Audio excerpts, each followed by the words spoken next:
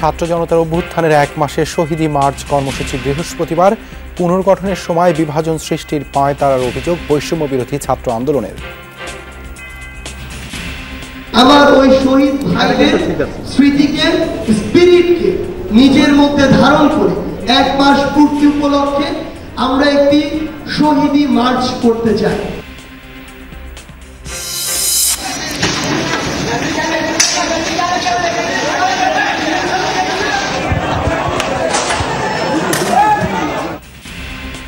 মোহাম্মদপুরের জেনেভা ক্যাম্পে দিন রাত সন্ত্রাসীদের অস্ত্রের মহড়া, গোলাগুলিতে একজনের মৃত্যু, লুট করা অস্ত্র ব্যবহারের অভিযোগ। এরা সারা রাত দৌড় ডাকর বানাইয়া আর বিভিন্ন রকমের লেকচার আওয়াজ করে আমাদের ঘুম নষ্ট করে। আমরা বাসা থেকে বের হতে পারি না, দোকানপাট খুলতে পারি না। এক পক্ষে দেখতেছি গুলি বিদ্ধ হচ্ছে খালি। আশুলিয়া গাজীপুরে বুধবারও শতাধিক কারখানায় ছুটি ঘোষণা, সুযোগ সন্ধানীদের ইন্ধন দেখছে সরকার। নিরাপত্তার আশ্বাসে বৃহস্পতিবার সব ফ্যাক্টরি খোলার ঘোষণা। শ্রমিকরা এখানে কোনো ধরনের ডিস্টারবেন্স করছে না, কিন্তু যারা করছে তারা অধিকাংশই বহিরাগত, তার জন্য আমাদের একটু টাফ হতে হবে। আগামীকালকে আশুলিয়া এবং গাজীপুরে যেসব জায়গায় ফ্যাক্টরি আজকে চালাতে পারি না, ইনশাল্লাহ আগামীকালকে থেকে চালাবো। আলাদা মামলায় পুলিশের সাবেক 2 আইজি শহীদুল ও মামুনের রিমান্ড। বাহিনী পুনর্গঠনের সময় লাগবে জানালেন বর্তমান প্রধান। সচিবদের সাথে প্রধান উপদেষ্টা ডক্টর ইউনূসের বৈঠক, সংস্কার ও সৃজনশীল উপায়ে জনস্বার্থ রক্ষার নির্দেশ। খালেদা জিয়ার সাথে ব্রিটিশ হাইকমিশনারের সাক্ষাৎ, বিদেশে চিকিৎসা সহ দ্বিপাক্ষিক বিভিন্ন বিষয়ে আলোচনা।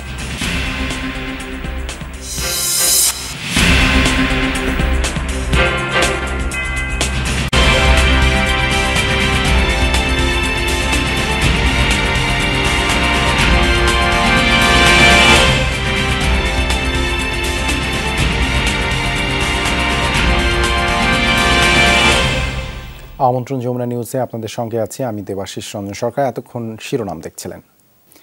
ছাত্র জনতার অভ্যুত্থানের 1 মাস পূর্তিতে আজ বৃহস্পতিবার শহীদি মার্চ কর্মসূচি ঘোষণা করেছে বৈষম্য বিরোধী ছাত্র আন্দোলন। সারা দেশে ইউনিয়ন থেকে মহানগর পর্যায়ে শহীদদের স্মরণ, আহতদের বেদনা এবং তাদের প্রতি শ্রদ্ধা জানিয়ে পালন হবে এই কর্মসূচি। বুধবার দুপুরে সংবাদ সম্মেলনে সমন্বয়করা এই ঘোষণা দেন। তারা বলেন, দেশ যখন পুনর্নির্মাণের দিকে যাচ্ছে তখন বিভাজন সৃষ্টির চেষ্টা চলছে। মুক্ত সংবাদ মাধ্যমকে প্রশ্ন করার ক্ষমতা রাখতে হবে। ঠিক 1 মাস আগে 4 আগস্ট ছাত্র জনতার আন্দোলন অস্ত্র দিয়ে স্তব্ধ করার চেষ্টা চালায় পুলিশ ও ক্ষমতাসীন দলের ক্যাডাররা। ঢাকা, চট্টগ্রাম, নারায়ণগঞ্জ, গাজীপুর, রাজশাহী বাদ যায়নি কোনো এলাকা। খানিক পরপরই আসতে থাকে প্রাণহানির খবর। সারা দেশ যখন বন্দুকের গুলিতে তছনছ, ঢাকা তখন বৈষম্য বিরোধী ছাত্র আন্দোলনের ডাকা অসহযোগ আন্দোলনের কেন্দ্র। সব মত পথ ভুলে লাখ জনতা ছুটে যায় কেন্দ্রীয় শহীদ মিনারে। সেখান থেকে ঘোষণা আসে 1 দফা শেখ হাসিনার পদত্যাগ। এগিয়ে এনে 5 আগস্টই কর্মসূচি দেওয়া হয় মার্চ ফর ঢাকা। দুপুর হতে বিজয়ের ধ্বনি চারিদিকে। পদত্যাগ করে দেশ ছেড়ে পালিয়ে যান শেখ হাসিনা। শত শত শিক্ষার্থী জনতার ত্যাগের 1 মাস পূর্ণ হচ্ছে বৃহস্পতিবার। এদিন শহীদি মার্চ নামে কর্মসূচি পালন করবে বৈষম্য বিরোধী ছাত্র আন্দোলন। আমার ওই শহীদ ভাইদের স্মৃতিকে, স্পিরিটকে নিজের মধ্যে ধারণ করে তাদেরকে স্মরণ করে আগামীকাল 5 সেপ্টেম্বর আমাদের ছাত্র জনতার অভ্যুত্থানের 1 মাস পূর্তি উপলক্ষে আমরা একটি শহীদি মার্চ করতে চাই। আন্দোলনের সমন্বয়ক হাসনাত আব্দুল্লাহ বলেন, আন্দোলনের সময় ঐক্যবদ্ধ হয়েছিল সবাই, কিন্তু পুনর্গঠনে বিভাজন তৈরি করতে চায় কেউ কেউ। আওয়ামী রাজনীতির বাইরে, আওয়ামী ধর্মের বাইরে আওয়ামী লীগ কিন্তু একটা কোনো রাজনীতি না, আওয়ামী লীগ ছিল একটা ধর্ম এবং আমরা মনস্তাত্ত্বিক জায়গা থেকে সেই বিষয়টিকে আমরা মেনেও নিয়েছিলাম। সমন্বয়করা বলেন, দেশ গঠনে নিয়ম ভাঙা বন্ধ করতে হবে, সেটা শুরু করতে হবে নিজেদের মধ্য থেকেই। নতুন রাজনৈতিক দল গঠনের লক্ষ্য আছে কিনা তাও জানতে চাওয়া সমন্বয়কদের কাছে। আমরা রাজনৈতিক দল করছি কিনা সেই প্রশ্নটি আপাতত আপনাদের কাছে আমরা অনুরোধ করব, আমাদেরকে না করে আপনারা জনগণের কাছে জানতে চান তারা এই ব্যানারের পরিবর্তন চায় কিনা। মানুষকে জিম্মি করার জন্য সিন্ডিকেট তৈরি করে অধিক মুনাফা নেওয়া, এই অভ্যাসগুলো তো আমাদের। এই অভ্যাসগুলো থেকে আমরা যেদিন বের হতে পারবো, সিস্টেমগুলো অটো পরিবর্তন হয়ে যাবে। শুক্রবার জেলা ও বিভাগীয় সফর শুরু করবে বৈষম্য বিরোধী ছাত্র আন্দোলন। শিক্ষার্থীরা এখন জরুরি নজর দিচ্ছেন আহতদের চিকিৎসা ও আইন শৃঙ্খলা বাহিনীকে সহায়তায়। আপনারা পুলিশ সহ আইন শৃঙ্খলা বাহিনী এবং প্রশাসনকে সহযোগিতা করুন। পাশাপাশি আর কি আহ্বান করবো, কোথাও আপনারা আইন নিজ হাতে তুলে নেবেন না। এই মুহূর্তে 7টি এমন কেস নিয়ে কাজ করছি যাদেরকে আমরা বাইরে পাঠানোর, সিঙ্গাপুর এবং থাইল্যান্ড, ব্যাংককে পাঠানোর প্রক্রিয়ার মধ্যে আছি। সংস্কারের পর পরবর্তী নির্বাচন যেন অবাধ, সুষ্ঠু ও নিরপেক্ষ হয়, সেজন্যই নির্বাচন কমিশন ঢেলে সাজানোর আহ্বান জানিয়েছেন বৈষম্য বিরোধী ছাত্র আন্দোলন। বাংলাদেশের বিগত কয়েকটি নির্বাচনে সুষ্ঠু হয়নি এবং মনে করছি। লামিয়া তিথি, যমুনা নিউজ, ঢাকা।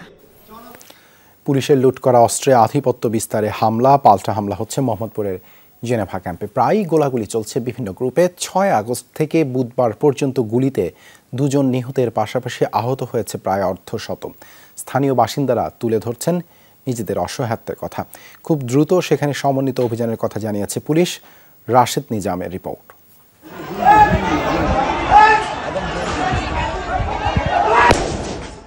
6 আগস্ট 2024 দিনে দুপুরে চলছে গুলি। কারো হাতে পিস্তল, আবার কারো হাতে শটগান। ঘটনাস্থল মোহাম্মদপুরের জেনেভা ক্যাম্প। ওই দিন গুলিতে আহত হয়ে পরে মারা যান শাহেন শাহ নামের একজন। এরপর থেকে প্রায় প্রতিদিনই সংঘর্ষ চলছে বিহারীদের এই ক্যাম্পে। গত মঙ্গলবারও সেখানে ব্যাপক গোলাগুলি হয়। সেই ধারাবাহিকতায় বুধবার ভোরে দুপক্ষের গোলাগুলিতে নিহত হয় সোনু নামের এক যুবক। বুধবারের ঘটনায় আহতদের ভর্তি করা হয়েছে লালমাটিয়ার একটি হাসপাতালে। সেখানে আহতদের স্বজনদের পাশাপাশি পুলিশের উপস্থিতিও ছিল চোখে পড়ার মতো। শাহ আলম নামে গুরুতর আহত একজনকে নিয়ে আসা হয় পুলিশ প্রহরায়। স্বজনদের দাবি, দুপক্ষের গোলাগুলিতে আহত হয়েছেন তারা। মাদক ব্যবসায়ীরা ঝগড়া করতে আসে, এর মধ্যে ভালো মানুষও চলে যাচ্ছে। যারা বিজনেস করতেছে 2 নাম্বারই, তারা নিজেদের ভেতরে মারামারি করে, আমাদের বাচ্চারা দাঁড়ায়, আঘাত পায়, আমরা বাসা থেকে বের হতে পারি না, দোকানপাট খুলতে পারি না। আমার জামাই বাইরে গেছে জন্য নাস্তা আনতে, আমার বলছে তুমি ঘুমাও আমি আসতেছি। উনি বাইরে গেছে, ওনার গুলি লেগে গেছে। আমি ওইটা যেয়ে দেখতেছি আমার জামাই একদম রক্ত ভরা। যে সমস্ত গুলিগুলো আসছে সামনে এবং সাইডের দিক থেকে গুলিগুলো মূলত আসছে। এটা ছড়া গুলি, একটা মানে গোল মার্বেলের মতো, যে সাইকেলের যে ইয়াগুলো আছে না, বলগুলো, ছোট ছোট বল বা পাখি, যে পাখি শিকার করে যে বুলেটগুলো দেয়, ওই বুলেটের আর কি। স্বজনেরা যে দাবি করেছেন তার সাথে বাস্তবতার মিল কতটুকু, আর কাদের হাতে রয়েছে এসব অস্ত্র, তা জানতে চায় যমুনা টিভি। খোঁজ নিয়ে জানা গেছে, মূলত মাদক ব্যবসার নিয়ন্ত্রণ নিতেই এই অস্ত্রের ঝনঝনানি। ক্যাম্পে আগে থেকেই মাদকের নিয়ন্ত্রণ ছিল ভুইয়া সোহেলের হাতে। তার গ্রুপে আছেন সৈয়দপুরিয়া বাবু, বোম নামে আরও 2 জন। এছাড়া আরও 2 অস্ত্রধারী কালিম জাম্বু ও মোহাম্মদ আলীও সোহেলের লোক। তাদের সাথে আছে ক্যাম্পের নামকরা কামাল বিরিয়ানির কামাল ও তার ছেলে ইরফান। পিস্তল দিয়ে গুলি চালানো এই ব্যক্তি চুয়া সেলিম। তিনি এখন নিয়ন্ত্রণ নিতে চাইছেন পুরোটার। তার সাথে আছেন পারমনু, আকরাম ও শাহ আলম। এছাড়া বোবা বিরিয়ানির মালিক আলতাফ ও তার ছেলে ইরফান এবং ভাই কামরানও আছেন সেলিমের সাথে। জেনেভা ক্যাম্পের পাশে প্রায় 35 বছর ধরে বসবাস তাহের সিদ্দিকীর। তার কাছে ক্যাম্প মানেই আতঙ্কের নাম। এখানে বিহারীদের জ্বালায় আমরা অতিষ্ঠ। বিহারীদের জ্বালায় আমরা ঠিকমতো বসবাস করতে পারি না। ওরা সারা রাত চিল্লাপাল্লা করে, তারপরে আমাদের ঘুমের নষ্ট করে। আর এমনিও তারা মাদক ব্যবসা, তারপরে বিভিন্ন রকমের ইয়াবা ব্যবসা, এটা সেটা করে তারা রাজত্ব কায়েম করতেছে। থানা পুলিশ জানায়, সাধারণ নাগরিকের জমা দেয়া প্রায় 500 অস্ত্র এবং 20,000 গুলিসহ 5 আগস্ট রাতে মোহাম্মদপুর থানা থেকে লুট হয় 700 অস্ত্র। গুলির সংখ্যা প্রায় 30,000। ক্যাম্পে যে পুলিশেরই অস্ত্র ব্যবহার করা হচ্ছে তা স্বীকার করে নিজেদের সংকটের কথা জানান ভারপ্রাপ্ত কর্মকর্তা। মাদক আছে, এছাড়া ওদের আরো কিছু বিজনেস আছে। অস্ত্র দ্বারা হয়তো যেগুলো থানা লুট করছে অস্ত্র তাদের হাতে আছে, ফলে তাদের গা গরম, এরকম কিছু সম্ভাবনা আছে। এই মুহূর্তে পুলিশের একক সক্ষমতা জেনেভা ক্যাম্পে ঢুকে মোহাম্মদপুর থানা একক সক্ষমতা নাই যে অভিযান চলে। 45,000 লোক বসবাস ওখানে। তো আমরা যৌথ অভিযান করবো ইনশাল্লাহ শিগগিরই, তখন হবে। এ যেন এক শহরের ভেতর আরেক নগর। দেশ জুড়ে যখন চলছে অস্ত্র উদ্ধারে যৌথ অভিযান, তখন জেনেভা ক্যাম্প যেন একেবারেই অধরা। বরাবরের মতো এবারও আইনশৃঙ্খলা রক্ষাকারী বাহিনী বিফল হবে না, এমন আশা স্থানীয় মানুষের। রাশেদ নিজাম, যমুনা নিউজ, ঢাকা। গাজীপুর ও আশুলিয়ায় বন্ধ থাকা সব পোশাক কারখানা আজ খুলে দেওয়া হবে। সর্বোচ্চ নিরাপত্তা নিশ্চিত করবে আইনশৃঙ্খলা বাহিনীর। রাতেই শিল্পাঞ্চলে চালানো হতে পারে বিশেষ অভিযানও। বিজিএমইএ প্রেসিডেন্ট জানান, শ্রমিকরা নয়, হামলা চালাচ্ছে বহিরাগতরা। তাদের আইনের আওতায় আনতে নিরাপত্তা বাহিনীকে সর্বোচ্চ সহায়তা করবেন পোশাক শিল্প মালিকরা। কয়েকদিন ধরেই উত্তপ্ত সাভার ও গাজীপুর শিল্পাঞ্চল। বুধবার সকালে কাজে যোগ দেন বিভিন্ন পোশাক কারখানার শ্রমিকরা, কিন্তু হঠাৎ আগে থেকে বন্ধ থাকা কারখানার কর্মীরা চালু থাকা ফ্যাক্টরির সামনে বিক্ষোভ শুরু করেন। ছুটতে থাকেন ইট পাটকেল, তাদের সাথে যোগ দেন চাকরি প্রত্যাশী শ্রমিকেরাও। এমন দৃশ্য দেখা যায় সাভারের জামগড়া, জিরাবো, নরসিংহপুর ও আশপাশের অর্ধশতাধিক পোশাক কারখানায়। অনেকে অবস্থান নেন সড়কেও। বেতন বৃদ্ধি করতে হবে।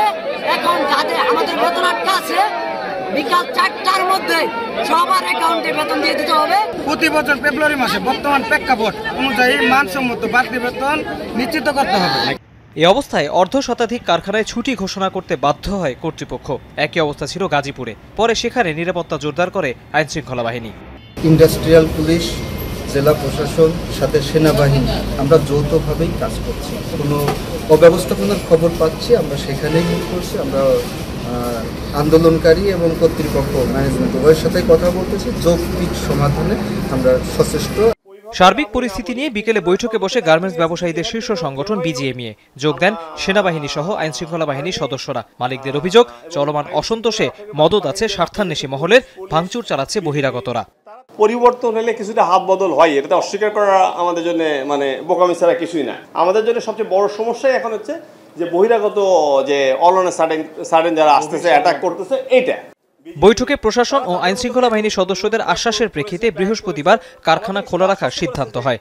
আইনশৃঙ্খলা রক্ষাকারী বাহিনী আমাদেরকে সর্বোচ্চ সহযোগিতা গ্যারান্টি দিয়েছে যে আমাদের কোনো ফ্যাক্টরিতে ইনশাআল্লাহ কালকে কোনো ধরনের কোনো বিশৃঙ্খলা তারা বরদাস্ত করবে না, এবং ওই পরিমাণ সাপোর্ট তারা রাখবে। আমাদের কমিটমেন্ট দেওয়ার পরে আমরাও সিদ্ধান্ত নিয়েছি যে আমরা আগামীকালকে আশুলিয়া এবং গাজীপুরে যেসব জায়গায় ফ্যাক্টরি আজকে চালাতে পারি না, ইনশাল্লাহ আগামীকালকে থেকে চালাবো। বিজিএমইএ জানায়, চলমান পরিস্থিতিতেও নির্ধারিত সময়ে বেতন পাবেন শ্রমিকরা। তৌহিদ হোসেন, যমুনা নিউজ, ঢাকা। শ্রমিক অসন্তোষের পেছনে আওয়ামী লীগের ইন্ধন আছে বলে মনে করছেন শ্রম ও কর্মসংস্থান উপদেষ্টা আসিফ মাহমুদ। আর স্বরাষ্ট্র উপদেষ্টা, এলজিআরডি উপদেষ্টা এবং আইজিপি বলেছেন, শ্রমিক আন্দোলনে উস্কানিদাতাদের বিরুদ্ধে কঠোরভাবে আইন প্রয়োগ করা হবে। দুপুরে সচিবালয়ে এক সভা শেষে এসব কথা জানান সরকারের দায়িত্বশীলরা। গত কয়েকদিন ধরে গাজীপুর ও সাভারের শিল্পাঞ্চলে শ্রমিক অসন্তোষ দেখা দিয়েছে, যার ফলে তৈরি পোশাক ও ওষুধ শিল্প কারখানায় উৎপাদন ব্যাহত হচ্ছে। রপ্তানি, কর্মসংস্থান ও অর্থনীতি বিনাশী এই কার্যক্রমের পেছনে প্রকৃত শ্রমিকদের কোনো সম্পৃক্ততা নাই বলেই সরকারের ভাষ্য। বুধবার সহ গত কয়েকদিনে কয়েক দফায় বৈঠক শেষে শিল্পাঞ্চলে স্বাভাবিক পরিস্থিতি ফেরানো যায়নি। এই আন্দোলনের পেছনে আওয়ামী লীগের দায় আছে বলে মনে করছে সরকার। বহিরাগত লোকজনের আধিক্য দেখা যাচ্ছে। এখানে স্থানীয়ভাবে আওয়ামী লীগও আছে কিছু জায়গায়, এবং কিছু বিএনপির স্থানীয় নেতৃবৃন্দেরও আমরা সংশ্লিষ্টতা পেয়েছি। বিএনপির কেন্দ্রীয় নেতৃবৃন্দের সাথে আমাদের এই বিষয়ে কথা হচ্ছে, যাতে তারা তাদেরকে নিবৃত রাখেন। আজকে থেকে অ্যাকশন শুরু হবে।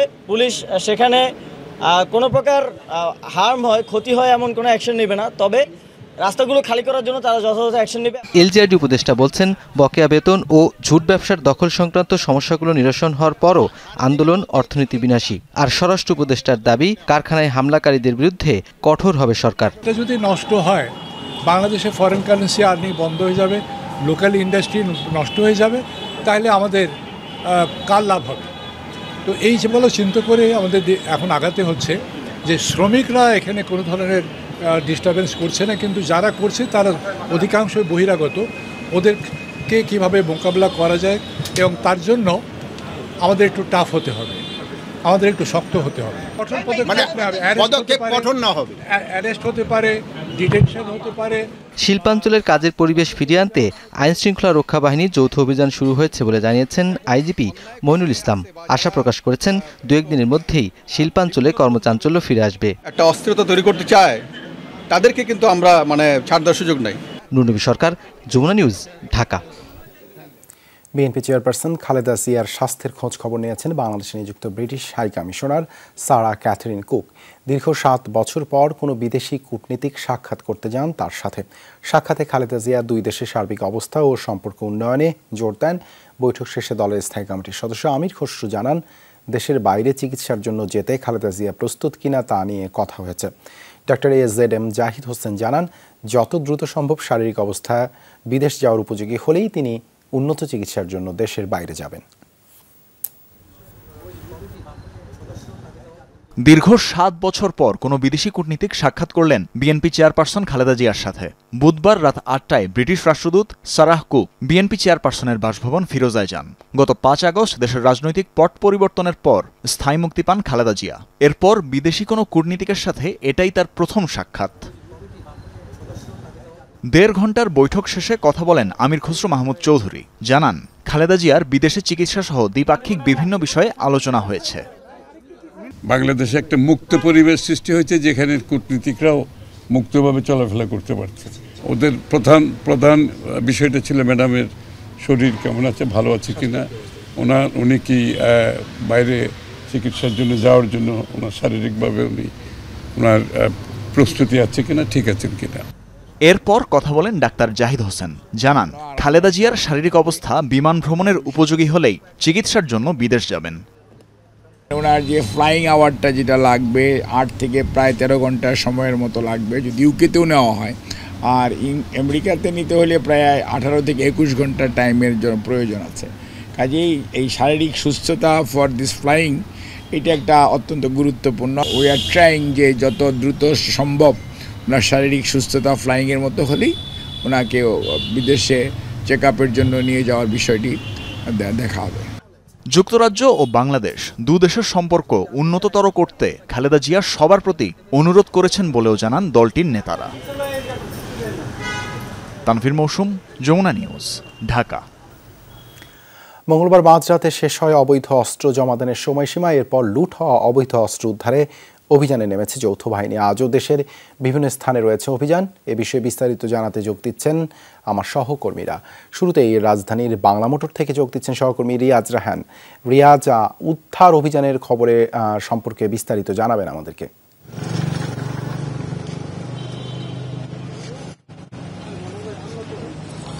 দেবাশিস, সেই যৌথ অভিযানটি মূলত সেনাবাহিনীর নেতৃত্বে পরিচালিত হয় এবং দেশের বিভিন্ন আইনশৃঙ্খলা বাহিনীর যে সংস্থাগুলো রয়েছে সেগুলো সমন্বয়ে অভিযানটি পরিচালিত হয়।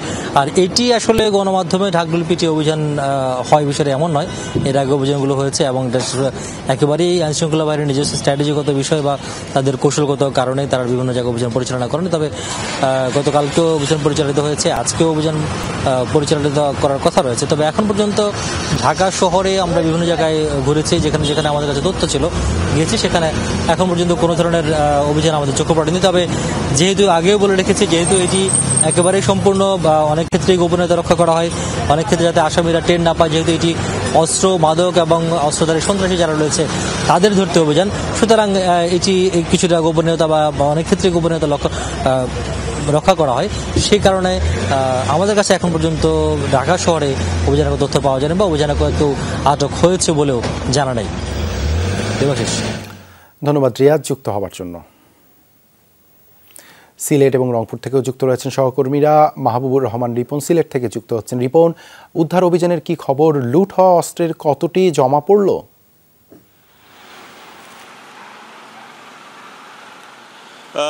দেবাশিস, উদ্ধার অভিযান, যে সমন্বিত যৌথ উদ্ধার অভিযান, সেটা কিন্তু এখন পর্যন্ত শুরু হয়নি। আমরা গতকালও বলেছি এবং ইতিমধ্যেই আমরা কর্মকর্তাদের সাথে কথা বলেছিলাম। তারা যেটা বলেছে, তাদের বেশ কিছু তথ্য তারা আসলে মিলিয়ে নিচ্ছেন। কারণ আপনাকে একটা তথ্য জানিয়ে রাখতে চাই যে এই সিলেটের মহানগরী এবং এর জেলার যে 13টি উপজেলা রয়েছে, সব মিলিয়ে প্রায় 914টি অস্ত্রের লাইসেন্স দেওয়া হয়েছে এবং এর মধ্যে কিছু প্রাতিষ্ঠানিক আছে এবং কিছু সামরিক কর্মকর্তাদের নামেও আছে এবং শুধুমাত্র ব্যক্তিগত লাইসেন্স যারা নিয়েছেন তাদেরগুলো জমা দেওয়ার কথা বলা হয়েছে। ইতিমধ্যে মঙ্গলবার রাত 12টা পর্যন্ত 434টি লাইসেন্স অস্ত্র জমা পড়েছে এবং যে সকল গুলি তাদের জন্য বরাদ্দ ছিল সেগুলো জমা পড়েছে এবং এর মধ্যে আবার কিছু প্রাতিষ্ঠানিক অস্ত্র জমা পড়েছে। সেই বিষয়গুলো তারা আসলে মূলত এখন জেলা প্রশাসনের পক্ষ থেকে সেই তালিকাগুলো করা হয়েছে, কারা কারা জমা দেননি সেই প্রক্রিয়াটি এখন চলছে। হয়তো আগামীকাল রাতেই সেই অভিযানটি শুরু হতে পারে এমন তথ্য আমরা পেয়েছি। আরেকটি বিষয় বলে রাখি যে সিলেট মহানগরী এবং মহানগরীর যে থানা ফাঁড়িগুলো থেকে 107টি অস্ত্রের মতো লুট হয়েছিল, এর মধ্যে 79টি ইতিমধ্যেই জমা পড়েছে এবং বাকি যেগুলো রয়েছে সেগুলো তালিকার মধ্যে রয়েছে এবং সেগুলো উদ্ধার অভিযানেই আসলে সেগুলো উদ্ধারের চেষ্টা করা হবে। দেবাশিস, ধন্যবাদ রিপন যুক্ত হবার জন্য। রংপুর থেকে মাঝারুল মান্নান যুক্ত রয়েছেন। মাঝার, কোন কোন এলাকায় অভিযান চলছে রংপুরে বিস্তারিত জানতে চাই।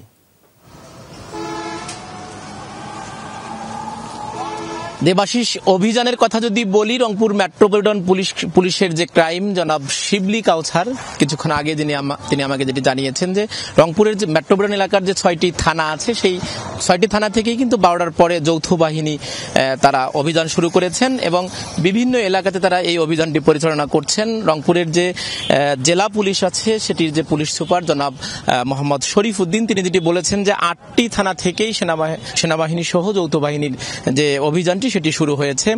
অর্থাৎ এই জেলার 8টি এবং মেট্রোপলিটনের যে 6টি, এই মোট 14টি যে থানা আছে 14টি থানার অধীনেই ওই এলাকাতেই কিন্তু এই কার্যক্রমটি চলছে এবং যারা দায়িত্বে আছেন তারা যেটি বলছেন যে যখনই কোনো সংবাদ তারা পাবেন, অর্থাৎ যদি অস্ত্র উদ্ধার এবং গ্রেপ্তারে যদি কোনো সংখ্যা তারা যদি হয় তাহলে তারা সেটা আমাদেরকে জানাবেন সেটি বলেছেন। এবং রংপুরের যিনি জেলা ম্যাজিস্ট্রেট এবং ডিসি ভারপ্রাপ্ত জনাব শাহনাজ পারভিন তিনিও কিছুক্ষণ আমাকে যেটি জানিয়েছেন যে রংপুর জেলায় অর্থাৎ স্থগিতকৃত 76টি অস্ত্র ছিল, তার মধ্যে প্রায় 71টি অস্ত্র জমা পড়েছে, বাকি 5টি অস্ত্র এখনো জমা পড়েনি। তবে আরেকটি বিষয়, রংপুরের ছাত্র সমন্বয়ক সহ যারা সুশীল সমাজ, যারা সাধারণ মানুষ আছেন তারা যেটি বলছেন যে এই যে বিগত আন্দোলন যেগুলো আছে এই আন্দোলনগুলোর সময়ে দেখা গেছে যে বৈষম্য বিরোধী ছাত্র আন্দোলনের প্রত্যেকটি জায়গা অর্থাৎ বিশেষ করে 16 জুলাই, 19 জুলাই এবং 4 আগস্ট দেখা গেছে যে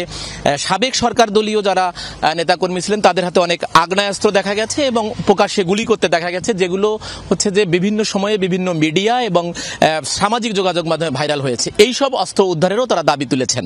দেবাশিস, ধন্যবাদ মাঝার যুক্ত হবার জন্য।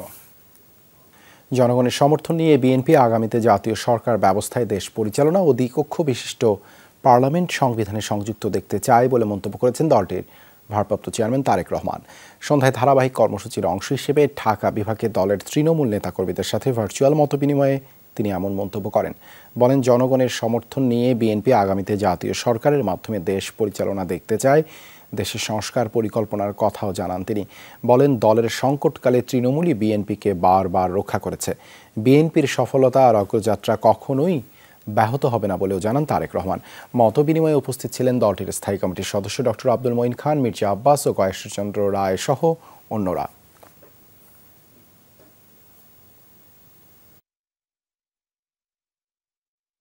সরকারি অর্থের সর্বোত্তম ব্যবহার নিশ্চিত করার নির্দেশ দিয়েছেন অন্তর্বর্তীকালীন সরকারের প্রধান উপদেষ্টা ডক্টর মোহাম্মদ ইউনূস।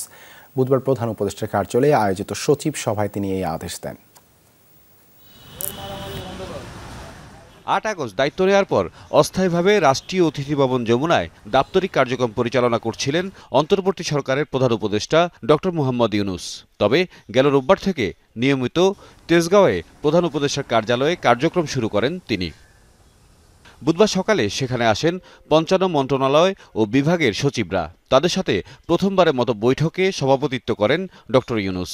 বলেন, সরকারি অর্থের সর্বোত্তম ব্যবহার নিশ্চিত করতে হবে। পরে প্রেস বিজ্ঞপ্তিতে জানানো হয়, সরকারের সকল পর্যায়ে সংস্কার কর্মসূচি গ্রহণ ও বাস্তবায়নে মার্চিং অর্ডার জারির নির্দেশনা দেন প্রধান উপদেষ্টা। বলেছেন, সংস্কার কর্মসূচি প্রণয়নে প্রয়োজন অনুযায়ী সংশ্লিষ্টদের সাথে আলোচনা ও মতামত গ্রহণ করতে হবে। জুলাই আগস্ট গণঅভ্যুত্থানে ছাত্র জনতা বৈষম্যহীন মানবিক দেশ গড়ার যে প্রত্যয় তা বাস্তবায়নে গদবাঁধা চিন্তাভাবনা থেকে বেরিয়ে এসে সততা ও নিষ্ঠার সাথে কাজ করার নির্দেশ দেন অন্তর্বর্তী সরকার প্রধান।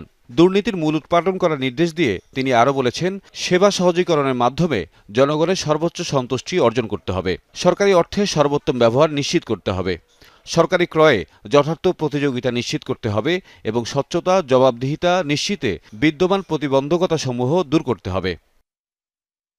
ছাত্র জনতার গণঅভ্যুত্থানে সৃষ্ট বিশ্বব্যাপী যে আগ্রহ ইতিবাচক ধারণা তৈরি হয়েছে দেশের স্বার্থে তা সর্বোত্তম উপায়ে কাজে লাগাতে হবে বলেও উল্লেখ করেন ডক্টর ইউনূস। তাওহিদ মিথুন, যমুনা নিউজ, ঢাকা। আমরা আবারও যৌথ বাহিনীর অভিযানের খবর জানতে চাই। রাজশাহীতে আমরা সরাসরি চলে যাচ্ছি।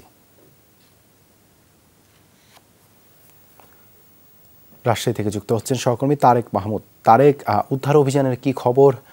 কোনো অস্ত্র কি উদ্ধার করা গেল? দেবাশিস, উদ্ধার অভিযান কিন্তু চলছে।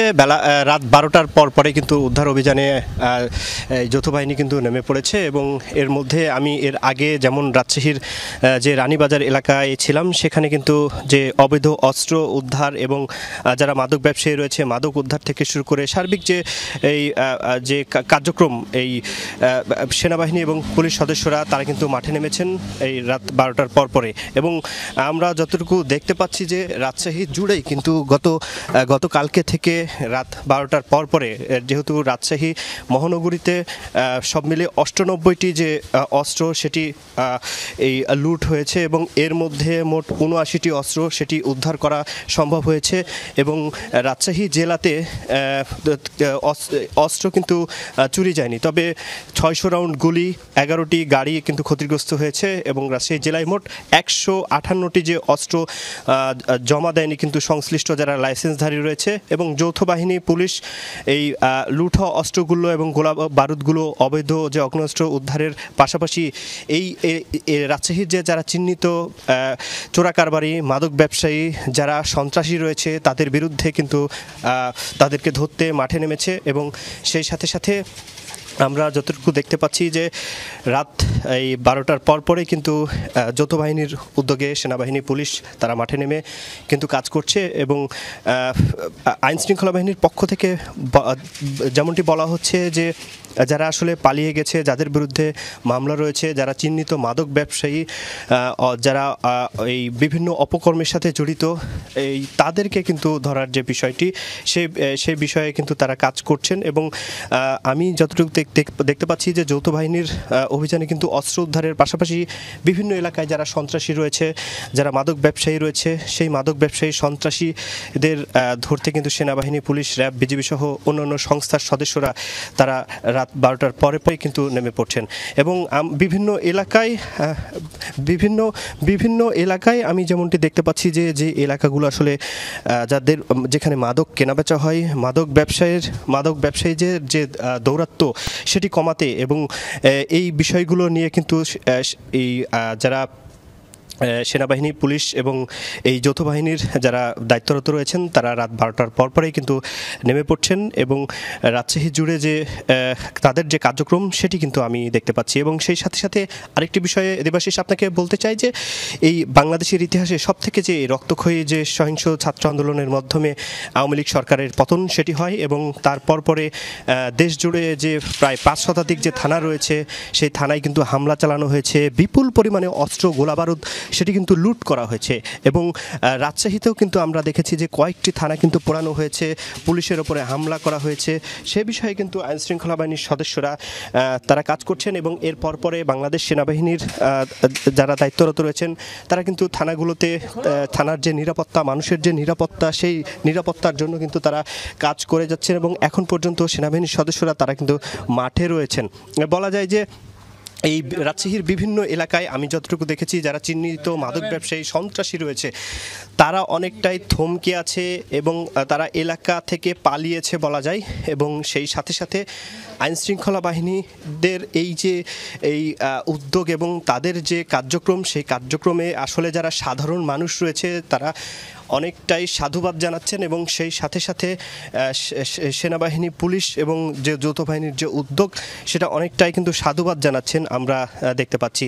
এর আগে আমরা যতটুকু দেখেছি যে এই রাজশাহীতে যে লুট হওয়া যে গোলাবারুদ, অগ্নিঅস্ত্র, এই যে থানাগুলো রয়েছে সেই থানাগুলোয় সংশ্লিষ্ট থানাতে অনেকে কিন্তু জমা দিয়েছেন এবং এই রাজশাহী জুড়েই যেমনটি রাজশাহী মহানগরীতে 98টি অস্ত্র কিন্তু লুট হয়েছে, এর মধ্যে 69টি অস্ত্র সেটি উদ্ধার করা সম্ভব হয়েছে এবং যে 600 রাউন্ডের গুলি সেগুলো জেলা পুলিশের পক্ষ থেকে সেগুলো কিন্তু লুট হয়েছে এবং রাজশাহী এই যারা দায়িত্বরত যারা কাজ করছেন, যৌথ বাহিনীর যারা কাজ করছেন তারা বলছেন যে তাদের যে কার্যক্রম সেটি অব্যাহত থাকবে এবং এই রাতে কিন্তু যারা চিহ্নিত মাদক ব্যবসায়ী রয়েছে, চিহ্নিত সন্ত্রাসী রয়েছে রাজশাহীর এবং লুট হওয়া যে অস্ত্রগুলো রয়েছে সেই অস্ত্রগুলো তারা একে একে উদ্ধার করবেন, এমনটি কিন্তু বলছেন দেবাশিস।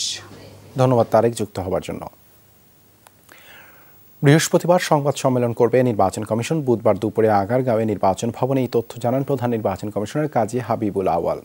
এদিন নির্বাচন কমিশনারদের নিয়ে ঘণ্টাব্যাপী রুদ্ধতার বৈঠক করেন তিনি। কমিশন পদত্যাগ করবে কিনা জানতে চাইলে সিইসি বলেন, বৃহস্পতিবার দুপুর 12টায় সংবাদ সম্মেলন করে সবকিছু জানানো হবে। একই দিন রাষ্ট্রপতির সঙ্গে দেখা করার সিদ্ধান্তের কথাও জানান তিনি। 2022 সালের 26 ফেব্রুয়ারি সিইসি হিসেবে নিয়োগ পান সাবেক সিনিয়র সচিব কাজী হাবিবুল আওয়াল।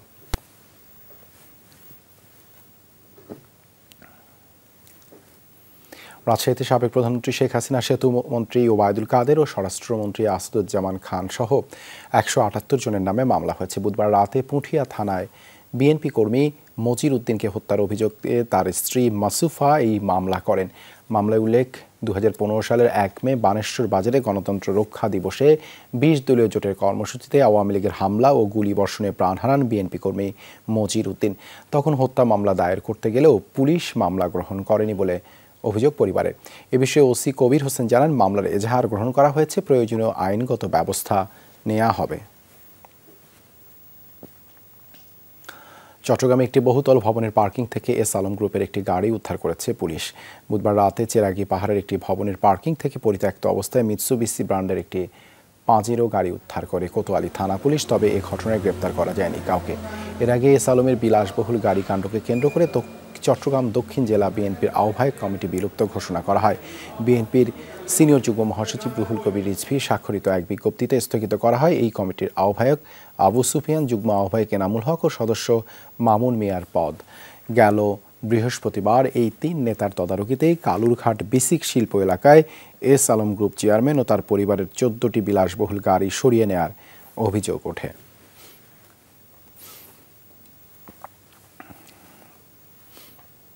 ছাত্র জনতার অভ্যুত্থানে রাজধানীর পৃথক 2টি স্থানে 2জনকে গুলি করে হত্যার অভিযোগে পুলিশের সাবেক 2 মহাপরিদর্শক শহীদুল হক ও আব্দুল্লাহ আল মামুনের রিমান্ড মঞ্জুর করেছেন আদালত। এর মধ্যে শহীদুল হককে 7 দিনের ও আব্দুল্লাহ আল মামুনকে 8 দিনের রিমান্ডে পাঠানো হয়েছে। পাশাপাশি ঢাকা জেলার অতিরিক্ত পুলিশ সুপার আব্দুল্লাহ হিল কাফিকে হাজারীবাগ থানায় এক অপহরণ মামলায় 8 দিনের রিমান্ড মঞ্জুর করেছেন আদালত। আদালতে আসামিদের উপর হামলার ঘটনায় সমালোচনার মুখে বুধবার সকাল 6:30 নাগাদ ঢাকার সিএমএম কোর্টে নেওয়া হয় পুলিশের সাবেক 2 আইজিকে। তাদের বিরুদ্ধে রাজধানীর পৃথক 2 ঘটনায় 2 ব্যক্তিকে গুলি চালিয়ে হত্যার অভিযোগ আনা হয়। সাবেক মহাপরিদর্শক শহীদুল হক এবং আব্দুল্লাহ আল মামুনের 10 দিনের রিমান্ড আবেদন করে পুলিশ। শুনানি শেষে রাজধানীর নিউ মার্কেট এলাকায় ব্যবসায়ী আব্দুল ওয়াদুদকে গুলি করে হত্যার অভিযোগে করা মামলায় গ্রেপ্তার সাবেক আইজিপি শহীদুল হককে 7 দিনের, মোহাম্মদপুরে মুদি দোকানি আবু সায়েদকে গুলি করে হত্যার অভিযোগে সাবেক আইজিপি চৌধুরী আব্দুল্লাহ আল মামুনকে 8 দিনের এবং হাজারীবাগ থানার অপহরণ মামলায় আব্দুল্লাহ হিল কাফির 8 দিনের রিমান্ড মঞ্জুর করেন আদালত।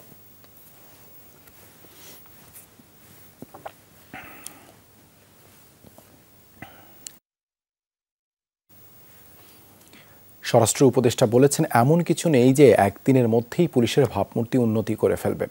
দুপুরে সচিবালয়ে এক সভা শেষে সাংবাদিকদের প্রশ্নের জবাবে তিনি কথা বলেন। এ সময় এলজিআরডি উপদেষ্টা বলেছেন, পুলিশ রাস্তায় বা গ্রামে গ্রামে নেই, কিন্তু পুলিশ কাজ করছে। আর আইজিপি বলেছেন, পুলিশের কাজকে দৃশ্যমান করতে নানা রকম কাজ চলমান রয়েছে, একটু সময় লাগবে।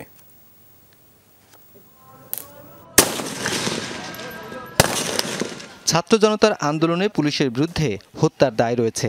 বাহিনীটির হিসাবে তাদের নিজেদের 54 জনের মতো সদস্য প্রাণ হারিয়েছেন। প্রাণের আতঙ্ক, থানা ও অবকাঠামো ভাঙচুর, নানা ইস্যুতে আওয়ামী লীগ সরকার পতনের পর কর্মবিরতি পালন করে পুলিশ।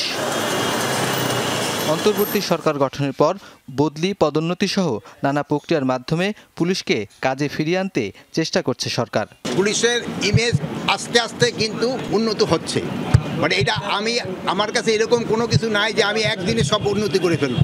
এটা আস্তে আস্তে হবে, যেহেতু তাদের আপনারা যেটা আইডেন্টিফাই করছেন কারেক্ট, বাট আমি তো একদিনে এটা কিছু পারবো না, আপনারা আমাকে সময় দিতে হবে। আস্তে আস্তে আমি এটা ব্যবস্থা নিচ্ছি। পুলিশের সেবা পেতে মানুষের নানা রকম ভোগান্তি হচ্ছে ও মনোবলের ঘাটতি থাকার বিষয়ে প্রশ্ন করেন সাংবাদিকরা। আইন শৃঙ্খলা একমাত্র এখন ডিস্টার্ব হচ্ছে ইন্ডাস্ট্রিয়াল এরিয়াতে, কিন্তু আদারওয়াইজ যে চুরি হচ্ছে, ডাকাতি হচ্ছে গ্রামে গঞ্জে, সেগুলো কোনো কিছু হচ্ছে না, এরকম কোনো তথ্য নাই। এই মুহূর্তে মেনলি হচ্ছে শহর ভিত্তিক, বিশেষ করে ঢাকাতেই যে পুলিশের মনোবল ভেঙে গেছে বিকজ অফ দেয়ার অ্যাক্টিভিটিস। আর সেটা এতদিনের 15 বছরের 16 বছরের অ্যান্টি পাবলিক অ্যাক্টিভিটিস তো 15 মিনিটে যাবে না। আর সেজন্য তোমাদেরকে ওদের এনকারেজ করতে হবে। স্বাভাবিক কর্মধারায় ফিরতে আইজিপিও সময় চাইলেন। গাড়িগুলি রিপ্লেস করা, থানাগুলিকে নতুনভাবে মেরামত করা, এটা তো সময় লাগবে, বাট আমরা কিন্তু কাজে আছি। ব্যাপক আকারে বদলি করেছি, ব্যাপক আকারে আমাদের নতুন police super, range DIG, commissioner এটা বদলি হয়েছে এবং তারা ইতিমধ্যে নিজের জায়গায় গেছে। সুতরাং আপনারা কাজে দেখবেন যে আরও সবকিছু বেগবান হয়েছে। অবৈধ অস্ত্র ও মামলার আসামিদের ধরতে যে অভিযান হচ্ছে সেখানে সার্বিক নিরাপত্তায় ভালো প্রভাব পড়বে বলে মন্তব্য আইজিপির। আমরা আশা করি যে একটা ভালো ফলাফল আমরা দিতে পারবো। এবং Nurnabi Sarkar, Jamuna news, Dhaka. GPH quantum B600TR বাংলাদেশের উচ্চ শক্তি সম্পন্ন একমাত্র রড। এবারে দুদকের জালে সাবেক সেনাপ্রধান আজিজ আহমেদ আর তার আলোচিত দুই ভাই হারিস আহমেদ ও তোফায়েল আহমেদ অবৈধ সম্পদ অর্জন, অর্থ পাচার ও ক্রয় সংক্রান্ত দুর্নীতি সহ বেশ কয়েকটি অভিযোগে আজিজ পরিবারের বিরুদ্ধে তদন্তের সিদ্ধান্ত নিয়েছে দুর্নীতি দমন কমিশন। প্রভাবশালী সাবেক সেনাপ্রধান জেনারেল আজিজ আহমেদ রাজধানী সহ বিভিন্ন জায়গায় বাড়ি ও ফ্ল্যাট কিনেছেন তিনি। 100 কোটি টাকা খরচে করেছেন আলিশান বাংলো। মিরপুর ডিওএইচএসে রয়েছে তার বাড়ি। ঢাকার নিকুঞ্জ 1-এর 6 নম্বর রোডে আজিজ রেসিডেন্স নামেও বাড়ি রয়েছে সাবেক এই সেনাপ্রধানের। এছাড়া তার দুই ভাই হারিস ও তফেল ওরফে জোসেফ ঢাকার বিভিন্ন এলাকায় বাড়ি ও বিপুল পরিমাণ জমি কিনেছেন, দখল করেছেন নানাজনের সম্পত্তি। দুর্নীতি দমন কমিশন তথ্য পেয়েছে তারা এগুলো করেছেন অনিয়ম দুর্নীতি করে। তাই আজিজ পরিবারের বিরুদ্ধে অনুসন্ধানের আনুষ্ঠানিক সিদ্ধান্ত নিয়েছে কমিশন। আজিজ আহমেদের বিরুদ্ধে বিভিন্ন দুর্নীতি ও অনৈতিক কার্যক্রমের মাধ্যমে রাজধানী সহ বিভিন্ন জায়গায় বাড়ি, ফ্ল্যাট ক্রয় এবং তার ভাইদের নামেও ঢাকার বিভিন্ন জায়গায় বাড়িও কয়েকশো বিঘা জমি ক্রয় সংক্রান্ত অভিযোগ পাওয়া গেছে। এছাড়া দেশে বিদেশেও তার বিপুল পরিমাণ অর্থ সম্পদের তথ্য পাওয়া যায়। একই ধরনের অভিযোগ ফেনী 2 আসনের আওয়ামী লীগের সাবেক সংসদ সদস্য নিজাম হাজারীর বিরুদ্ধে। ক্ষমতার অপব্যবহার করে দুর্নীতি, টেন্ডারবাজি, সরকারি সম্পত্তি দখল, সরকারি টাকা আত্মসাৎ এবং চাঁদাবাজির অভিযোগে অনুসন্ধানের সিদ্ধান্ত নিয়েছে দুদক। নিজাম হাজারী ওনার নিজের এবং তার স্ত্রী পরিবারের সদস্যদের বিরুদ্ধে অনিয়ম এবং দুর্নীতির মাধ্যমে কোটি কোটি টাকা অর্জনের অভিযোগ পাওয়া গেছে দুর্নীতি দমন কমিশনে। সেই তথ্যগুলোর প্রাথমিক সত্যতা যাচাই করা হয়েছে। এদিকে দুদকে চলমান 41 এমপি মন্ত্রীর দুর্নীতির অনুসন্ধানে তাদের পরিবারের সদস্য ও অন্য সহযোগীদের সম্পদের তথ্য চেয়ে বিএফআইইউতে চিঠি দিয়েছে দুদক। দেশ ত্যাগেও দেওয়া হয়েছে নিষেধাজ্ঞা। তাদের ব্যাংকের তথ্যাদি পাওয়ার জন্য বিএফআই বাংলাদেশ ব্যাংকের যে আমাদের ইন্টেলিজেন্স ইউনিট রয়েছে সেখানে চিঠি দেওয়া হয়েছে। এছাড়া অনিয়ম ও দুর্নীতি করে অবৈধ সম্পদ গড়ায় জিজ্ঞাসাবাদের জন্য তলব করা 13 সাবেক মন্ত্রী ও এমপির কেউই দুর্নীতি দমন কমিশনে হাজির হননি। তাদের নিয়ে দ্রুতই সিদ্ধান্ত নেবে দুদক। রাজীব আহমেদ, যমুনা নিউজ, ঢাকা। জামালপুরের সাংবাদিক গোলাম রাব্বানী নাদিম হত্যা মামলার আদালতে চার্জশিট দাখিল করেছে তদন্তকারী সংস্থা সিআইডি। এতে বাদ দেওয়া হয়েছে মামলার 2 নম্বর আসামি ফাহিম ফয়সাল রিফাত সহ 27 জনকে। রাখা হয়েছে প্রধান আসামি মাহমুদুল আলম বাবু সহ 9 জনকে। গত 27 August Jamalpur chief judicial magistrate আদালতের বকশীগঞ্জ আমলি আদালতে চার্জশিট দাখিল করা হয়। তবে এই চার্জশিট প্রত্যাখ্যান করেছে নিহত নাদিমের পরিবার। গত বছরের 14 জুন রাতে কাজ শেষে বাড়ি ফেরার পথে বকশীগঞ্জের পাটহাটি এলাকায় হামলার শিকার হন সাংবাদিক নাদিম। পরদিন হাসপাতালে মারা যান তিনি।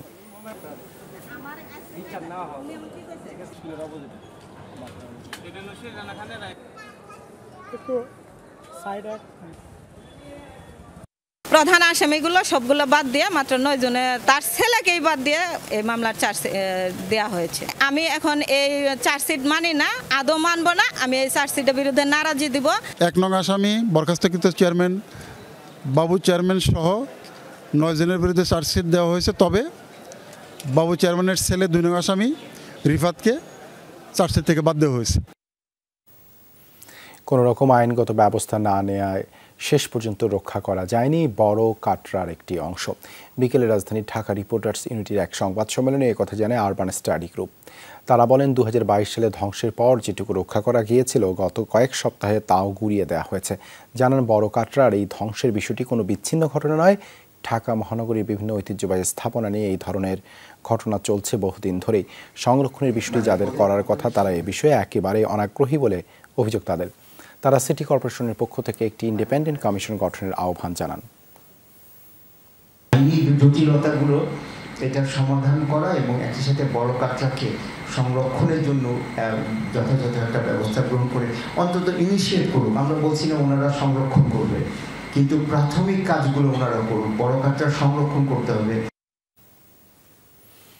ঢাকা বিশ্ববিদ্যালয় টিএসসিতে গণত্রাণ কর্মসূচিতে 22 আগস্ট থেকে এখন পর্যন্ত মোট অর্থ জমা পড়েছে 11,10,00,000-এরও বেশি। খরচ হয়েছে 1,75,00,000-এর বেশি। বাকি অর্থ পুনর্বাসনে ব্যয় করা হবে। সন্ধ্যায় টিএসসিতে এক সংবাদ সম্মেলনে এই তথ্য জানিয়েছে বৈষম্য বিরোধী ছাত্র আন্দোলনের সমন্বয়করা। জানান বন্যা কবলিত মানুষের দ্বারে দ্বারে শুকনো ও ভারী খাবার সহ বিভিন্ন ত্রাণ পৌঁছাতে পেরেছেন তারা। ক্ষতিগ্রস্ত মানুষের পুনর্বাসন করাই এখন বৈষম্য বিরোধী ছাত্র আন্দোলনের পরবর্তী লক্ষ্য বলেও জানান তারা। আরও জানান ত্রাণ তহবিলে 9,35,00,000-এরও বেশি টাকা জমা আছে। এই অর্থ বন্যার্তদের পুনর্বাসনে ব্যয় করা হবে। এক্ষেত্রে সরকারের দুর্যোগ মন্ত্রণালয় এবং সেনাবাহিনীর সঙ্গে সমন্বয় করা হবে।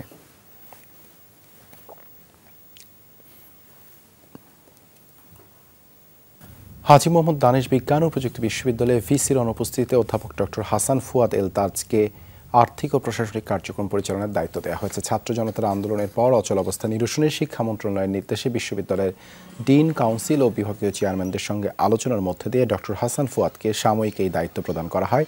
বুধবার বিকেলে ক্যাম্পাসে শান্তিপূর্ণ পরিবেশ বজায় রাখা সহ গবেষণা অব্যাহত রাখার লক্ষ্যে কর্মকর্তা, কর্মচারী এবং শিক্ষকদের সাথে মতবিনিময় করেছেন তিনি।